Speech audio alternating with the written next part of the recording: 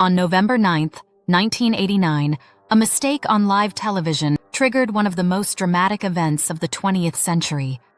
No invasion. No official announcement of surrender. Just confusion. And a wall that symbolized the Cold War collapsing within hours. Chapter 1.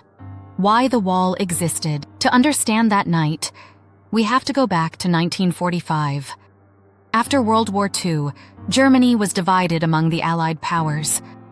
The United States, Britain, France, and the Soviet Union each controlled a zone. But tensions between the Soviet Union and the West quickly grew. By 1949, Germany split into two countries: West Germany, democratic and aligned with the West; East Germany, communist and controlled by Moscow. Berlin, although deep inside East Germany, was also divided. Between 1949 and 1961, nearly 3 million East Germans fled to the West. Doctors, engineers, young workers. East Germany was losing its future. So in August 1961, overnight, barbed wire was laid across Berlin. Days later, concrete walls followed. Families woke up separated. Some jumped from apartment windows to escape. Others never saw loved ones again. The Berlin Wall became the ultimate symbol of the Cold War. Chapter 2. Life behind the wall. Life in East Germany was tightly controlled. The secret police, known as the Stasi, monitored citizens. Informants were everywhere. Travel was restricted. Criticizing the government could cost you your job, or worse. But by the 1980s, the Soviet Union itself was changing. Mikhail Gorbachev introduced reforms. He signaled that Moscow would no longer use force to keep satellite states in line. This was a turning point. East Germans sensed weakness. Chapter 3. The Protests. In 1989, protests spread rapidly. Leipzig became the center of weekly demonstrations. At first, thousands gathered. Then tens of thousands. The chants grew louder. "We are the people." The government considered using force. But the risk was enormous. If soldiers opened fire, the world would be watching.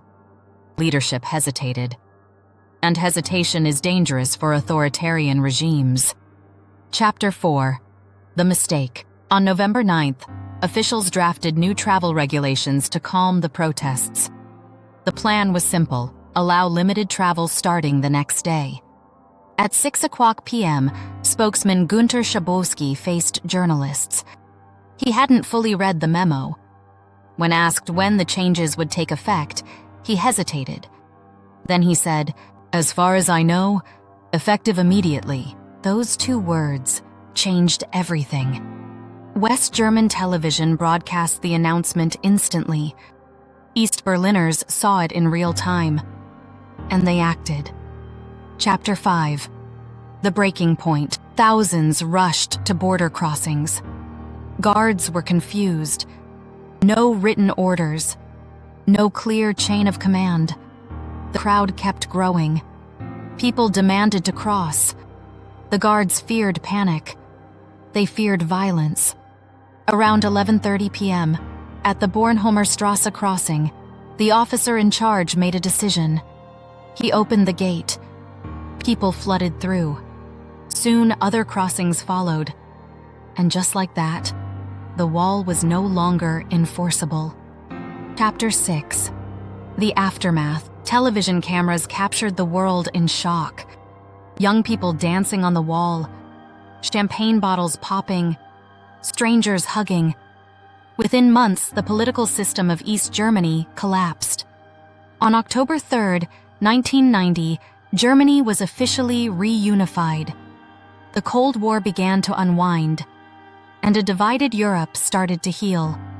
Closing the Berlin Wall didn't fall because of a war. It fell because a system was already cracking, because people were ready, and because one unclear sentence removed the final barrier of fear. History sometimes turns on massive battles, and sometimes on a single moment of confusion.